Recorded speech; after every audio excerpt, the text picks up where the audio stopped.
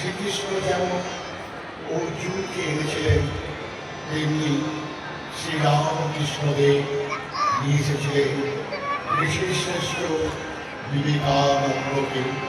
ওম নমঃ শ্রী জ্যোতিরাজায়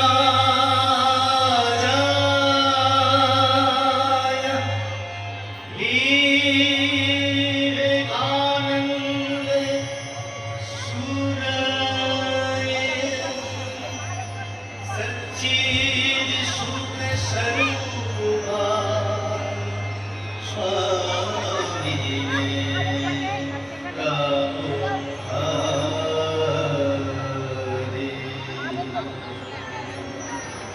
1865 সালে এক নৈশ মুহূর্তে ঠাকুর দেখেছিলেন এক উজ্জ্বল জ্যোতিষ্ক পশ্চিম থেকে পূর্বে সরে যাচ্ছে।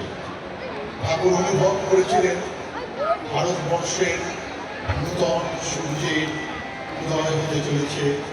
তাই দক্ষিণেশ্বরে নরেনের প্রথম আগমনে ঠাকুর বলেছিলেন, তুমি পুরাতন ঋষি, জীবের দুর্গতি নিবারণে পুনরায় শরীর ধারণ করেছ।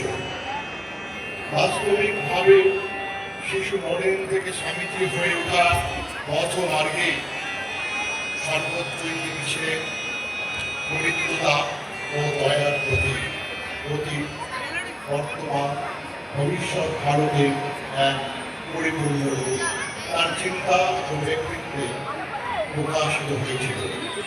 প্রারম্ভিক জীবনে বীরেশ্বর বীরের বিশেষ কিছু ঘটনা ও পরিস্থিতি সম্মুখীন হয়, যা তার মধ্যে ভবিষ্যৎ স্বামীজি বীজ রোপণ করে দেয়।